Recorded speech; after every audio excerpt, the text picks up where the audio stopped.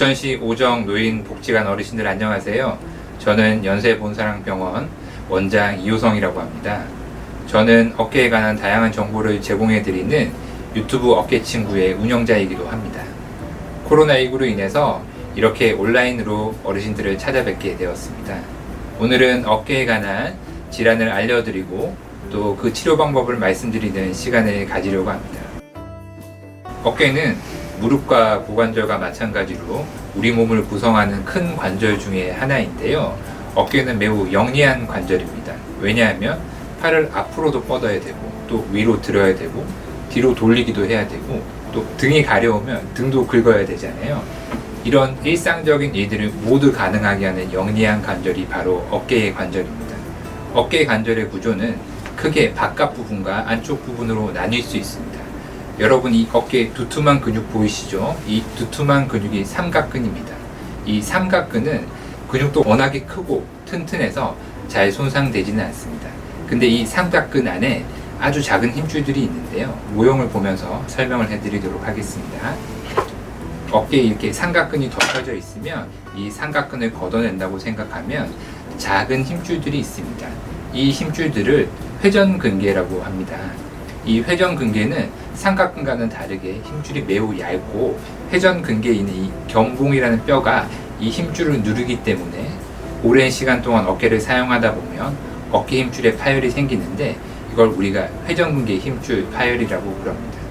회전근개 힘줄 파열은 제가 다음에 또 기회가 되면 상세히 말씀을 드리도록 하고요. 또 어깨에 하나 있는 중요한 구조물은 어깨를 싸고 있는 막입니다. 우리는 이걸 어깨를 싸고 있는 관절 주머니라 그래서 주머니 낭자를 사용해서 관절낭이라고 부릅니다. 어르신들이 잘 알고 계신 이 오십견이 이 관절낭이 딱딱해지고 질겨지는 병입니다. 오늘은 이 오십견에 대해서 설명해 드리도록 하겠습니다. 오십견은 사실 정확한 용어는 아닙니다. 예전에 일본 사람들이 보니까 한 50 정도 되면 어깨가 극심하게 아프다라는 것이죠. 그래서 이 50가 어깨의 견자를 써서 오십견이라고 부르게 되었습니다. 그러니까 이 오십견이라는 용어는 사실은 특정한 질병을 지칭하는 용어가 아닙니다. 어떤 분들은 본인이 오십견이라고 생각하는데 진찰하고 검사해보면 회전근개 파열인 경우도 있고, 어떤 분들은 본인이 오십견이라고 생각하는데 이 석회성 건염이 있으신 분도 있죠. 의학적으로 볼 때 이 오십견과 가장 유사한 질병은 유착성 관절낭염이라는 질병입니다. 이 유착성 관절낭염, 말은 길고 어렵지만 이 뜻 하나하나를 풀이해보면 그렇게 어려운 질병이 아닙니다.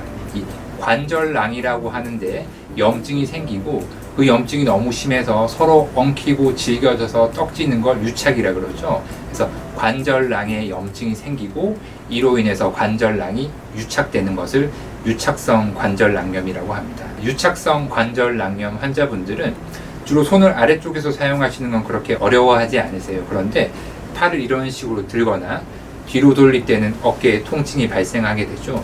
왜냐하면 우리가 팔을 들 때는 관절낭이라고 하는 조직이 풍선처럼 쭉 늘어나야 되는데 이 유착성 관절낭염, 그러니까 오십견은 관절막이 딱딱해지고 질겨져서 잘 늘어나지 않는 거죠. 따라서 팔을 이렇게 들려고 할 때 팔이 잘 들어지지도 않고 통증도 아주 심하게 느끼시는 것이죠. 그런데 어르신들이 과연 내가 오십견인지 아닌지 궁금하신 분들이 있으실 거예요. 그래서 집에서도 간단히 체크해 볼 수 있는 오십견 자가진단법에 대해서 간단하게 말씀을 드릴게요. 저를 한번 따라해 보세요. 먼저 이 팔꿈치를 겨드랑이 쪽에 붙이세요. 그리고 이 주먹은 앞을 향해 뻗은 다음에 팔을 양옆으로 이렇게 벌려 보세요. 그러면 저처럼 팔이 양쪽이 다 똑같이 벌어지잖아요. 이 오십견이 있는 팔은 팔이 벌어지다가 이것처럼 오른쪽 팔, 제 오른쪽 팔처럼 팔이 더 벌어지지 않습니다. 만약에 거울을 보시고 팔을 벌려 봤을 때 이 한쪽 발이 다 벌어지지 않는다면 오십견, 그러니까 유착성 관절낭염을 의심할 수가 있습니다. 오십견의 치료 방법에 대해서 말씀을 드리려고 합니다. 이 오십견의 치료 방법은 매우 다양합니다. 그런데 비교적 초기에 해볼 수 있는 치료 방법은 바로 소염제를 복용하는 것입니다. 유착성 관절낭염이 염증이니까 염증을 가라앉히는 소염제를 복용해서 증상을 완화시키는 것이죠. 하지만 이 오십견이 어깨 통증의 대명사인 것처럼 약물 치료만으로 조절되는 경우는 그렇게 많지는 않습니다. 따라서 그 다음 단계의 치료인 어깨 관절 주머니 안에 직접 소염 성분의 주사를 넣는 주사 치료와 어깨 관절막에 자극을 줘서 어깨 관절막이 다시 정상의 상태로 회복하는 충격파 치료를 해볼 수 있습니다. 그런데 의사 선생님이 진찰을 해보니 오십견뿐만이 아니라 회전근개 파열과 같은 동반 질환이 의심이 된다면 그 부분을 체크하기 위해서 초음파나 MRI 촬영을 해볼 수 있습니다. 이 오십견이라고 하는 것은 초기에 치료하지 않으면 그 통증도 심해지고 다른 합병증 등이 생길 수 있기 때문에 반드시 어깨 통증이 있으시면 병원에 방문하시기 바랍니다. 수술적 치료는 누구나 다 피하고 싶은 치료겠죠. 하지만 이 비수술적인 치료에 호전이 되지 않을 경우에 오십견도 수술적 치료를 하게 됩니다. 오십견의 수술적 치료는 이 어깨에 1cm 정도 되는 작은 상처를 2개를 만들어서 이 연필과 같은 카메라를 집어넣고 카메라로 해당 병변을 보게 되는 것이죠. 이 관절 내시경을 안에 집어넣었을 때 이 정상 관절은 여기에서 보이다시피 관절 자체의 색깔이 하얗습니다. 그리고 힘줄이나 연골과 같이 구조물들이 비교적 명확하게 보이는 것이 정상 관절입니다. 실제 이 오십견 환자의 관절 소견을 보면 여기 보시면 관절 색깔이 이거랑은 좀 다르죠. 조금 뻘개져 있고 이 포도송이처럼 염증 조직이 많이 자라 있는 것을 볼 수 있습니다.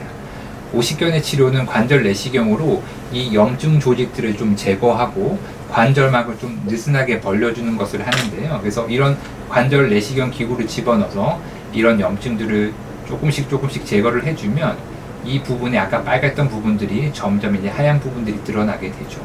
그래서 결과적으로는 염증으로 덮여있던 막들이 다 제거가 되고 빈 공간이 생기면서 환자의 운동 범위는 좋아지고 통증은 호전되는 것입니다.